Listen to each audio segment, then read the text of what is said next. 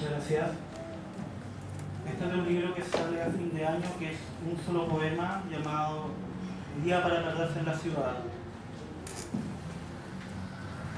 Se acercó a la ventana para dar una idea exacta de un hecho, pero descubrió que no existe una idea exacta de un hecho, solo un montón de hojas muertas acumulándose en la parte trasera de un jardín que lo más bien podría ser un jardín mental, donde se acumulan ideas, recuerdos o la noción que nosotros tenemos de la palabra recuerdos. Lo cierto es que se acercó a la ventana para decir: mira, hijo, esta hoja que yace aquí muerta, mientras tú crecías, ella también crecía, mientras aprendías en tu cuerpo los secretos del lenguaje hecho de diferencias, ella también aprendía a ocupar un lugar en el tiempo y en el espacio ilimitado por la palabra diferencia.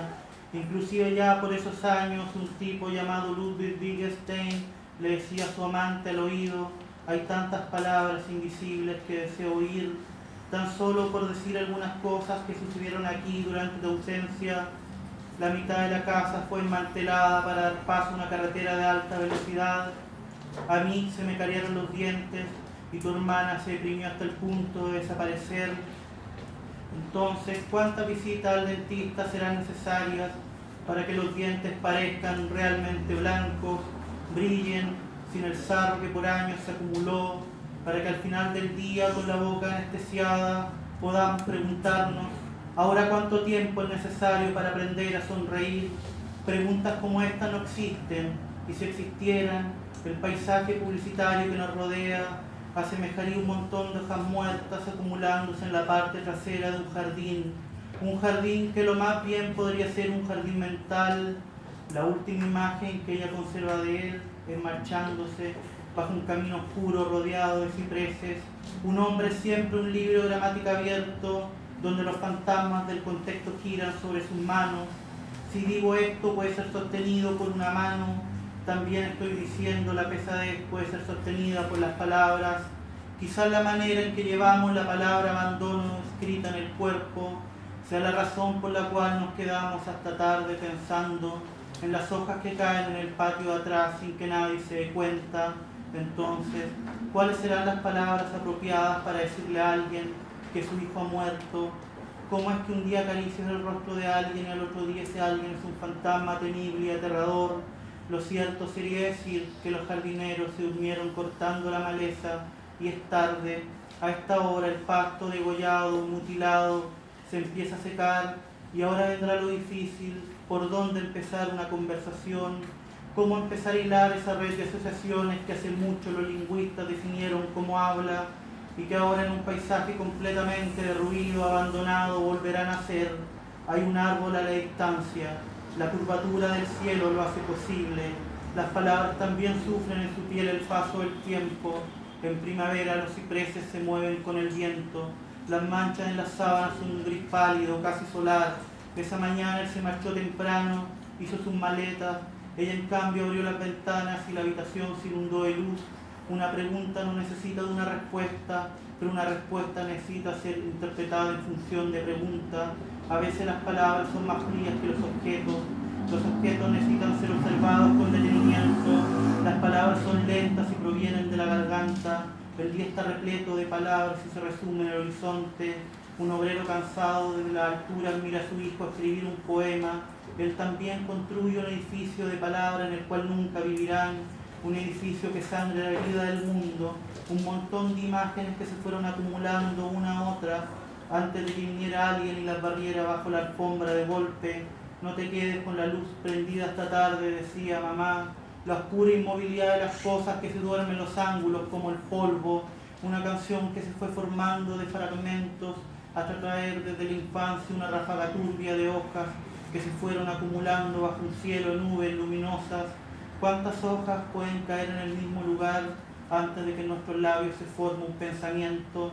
¿Cómo se sumerge por años el dolor para volver a emerger un día cualquiera en la apacible forma de una película donde ha empezado a nevar, lo blanco refulge y lo único que uno puede hacer es sentarse en el sillón, abrigarse y beber una taza de sopa caliente? Ella se hizo un collar con los cristales que estaban esparcidos en el suelo.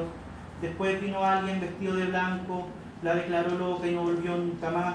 Un libro necesita ser leído al menos una vez para que sus hojas no se resquebrajen con el tiempo. Un paisaje de posibles oraciones y palabras hermosas que no dicen nada. La escritura no es la representación del mundo, sino una concesión con él. ¿Cuántos libros uno puede leer en su vida y seguir teniendo la sensación de vacuidad? La ventana se rompió y los cristales quedaron esparcidos en el suelo. Un poema es un inventario de silencios. Mi abuelo creía que yo era demasiado mapuche como para ser familiar de él. Cuando iba a verlo no respondía el timbre de la puerta de su casa, hasta que un día no respondió más. Las flores en el jardín despiertan, afuera el canto de los pájaros y el sonido de las patrullas sostienen un discurso. Cada palabra tiene una representación mental, así como cada persona sostiene sus propias preguntas y respuestas. La débil distancia que separa el suave aroma de un cuerpo joven del intenso olor que expele un cuerpo ya senil. Pese a la lluvia matinal, el cielo es de un color fuertemente anaranjado. Las nubes grises se retiran hacia un paisaje escrito una y mil veces, pero aún así repleto de incertidumbre. Mi padre, construyendo mi primera biblioteca, se golpeó el dedo tan fuerte que la uña se le cayó, quedando en su lugar un espacio vacío, el cual yo siempre evité de mirar. Los recuerdos ya no son así de claros. El tiempo se ha plegado sobre ellos, dejando entrever una grieta oscura, algo así como un significante.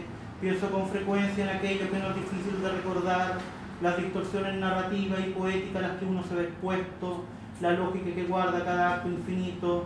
Una mariposa mueve sus alas en quinta normal, y eso causa una tormenta de proporción en Rhode Island, un lugar entre la falta de límite o la falta de definición. La última vez que vi llorar a mi hermano fue cuando se marchó al servicio militar. Después volvió y su rostro era mucho más duro, indiferente.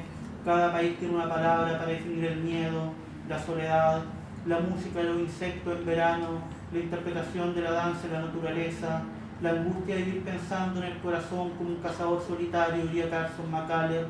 Incluso la idea de casa parece ser anterior a la misma idea de representación.